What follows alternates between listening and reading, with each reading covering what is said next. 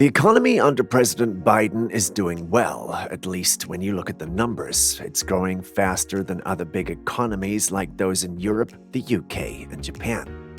Unemployment is really low and inflation, which means the rise in prices is going down quickly.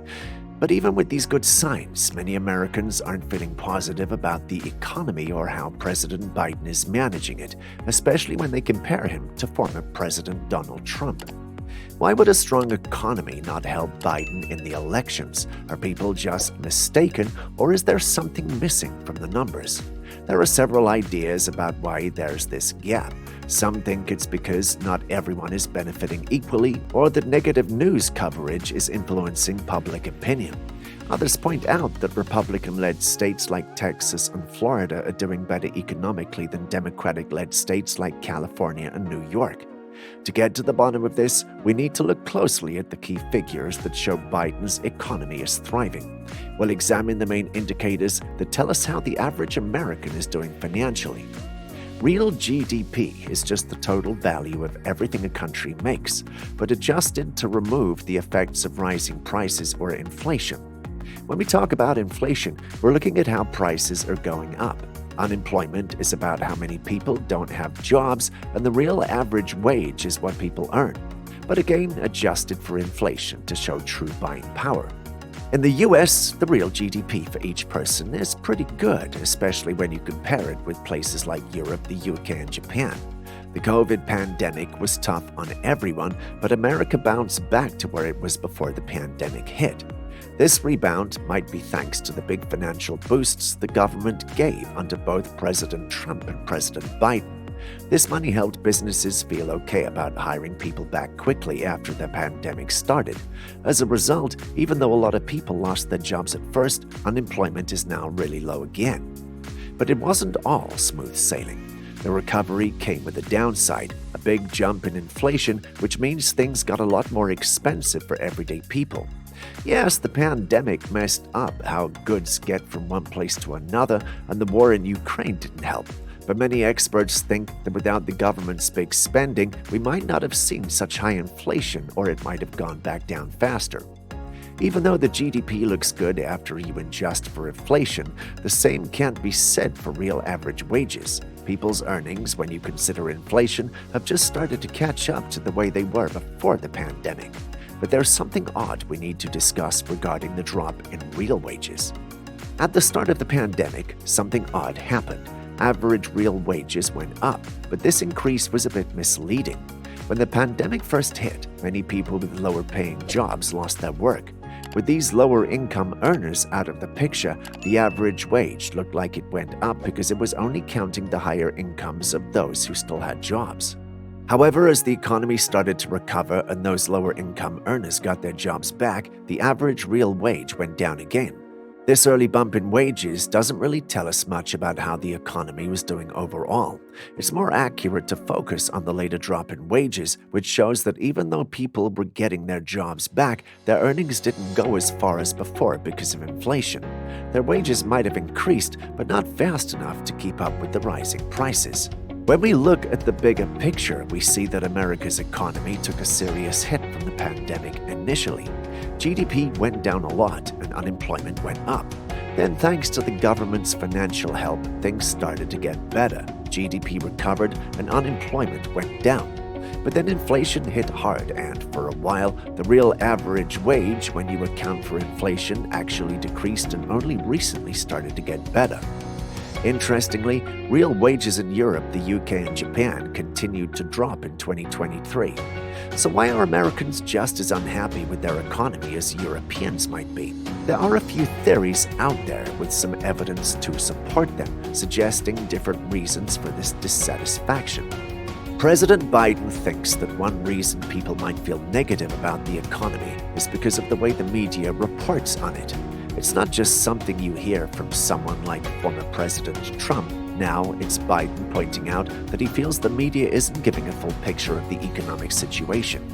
Indeed, there was a lot of talk, especially on social media platforms like YouTube, about how the American economy was failing in 2023, even though the economy was actually getting better after the pandemic. Some people started calling 2023 not a year of economic recession, but a vibe session, where the general mood or vibe was negative, not necessarily the economy itself.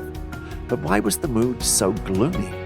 A big reason could be something known as negativity bias. This is the idea that people are more likely to pay attention to bad news than good news, and it seems Americans might get a heavier dose of this negativity, especially because they use social media a lot for news.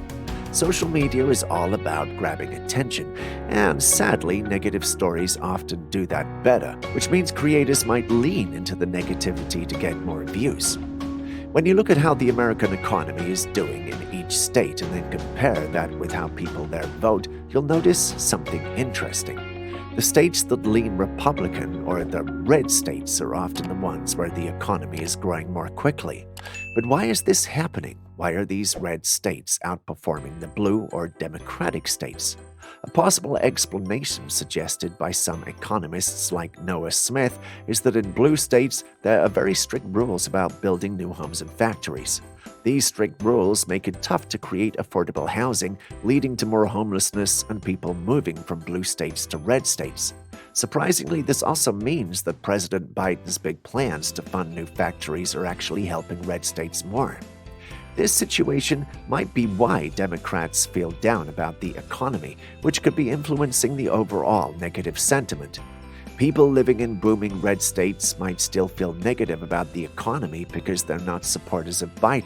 Meanwhile, those in blue states aren't as positive because their economies aren't doing so well. So this theory suggests that political differences are making people undervalue the economy's performance under Biden rather than just negative news coverage. But what if there's another layer to this? What if Americans are sensing something that isn't captured in the usual economic numbers? This brings us to the issue of rising inequality, which is a growing concern and might be skewing how people feel about the economy. Despite what the economic indicators say, if inequality is getting worse, many people might not see the benefits of economic growth, making them feel less positive about the economy. Real GDP took a hit during the pandemic but bounced back fairly quickly. However, real wages, the amount people earn adjusted for inflation, only recently got back to where they were before the pandemic hit. This means that for a long time, average workers felt the pinch of rising prices more than any increases in their wages. So from the perspective of the average worker, it felt like a recession was ongoing because their buying power was reduced. That's why it made sense for them to be pessimistic about the economy. Only now are people starting to feel more optimistic. Looking at income inequality gives us more insight. It improved in 2020 and 2021, largely due to the stimulus checks from the government. But in 2022, after the stimulus ended, inequality began to worsen again.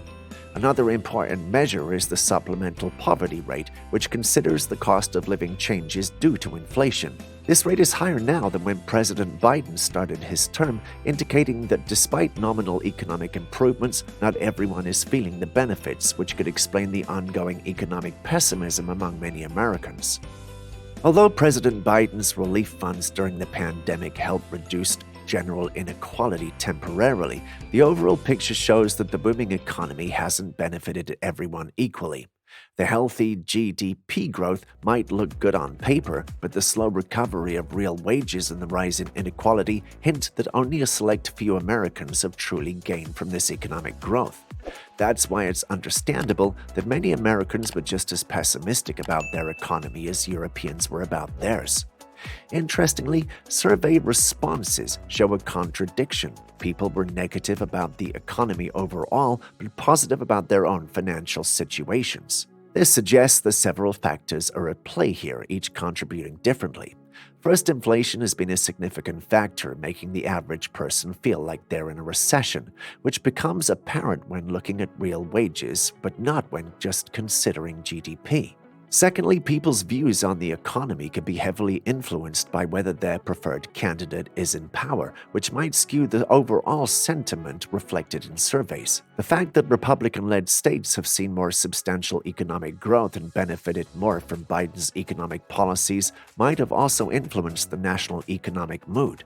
Thirdly, while the media is indeed focused more on negative stories, this trend isn't exclusive to the Biden administration. It's a broader shift in media behavior. So while it's clear why people felt pessimistic despite positive GDP growth, the tide is changing. With inflation decreasing and real wages on the rise, optimism about the economy is growing. Whether this shift in sentiment will be enough to impact the upcoming election in Biden's favor is still an open question. What do you think?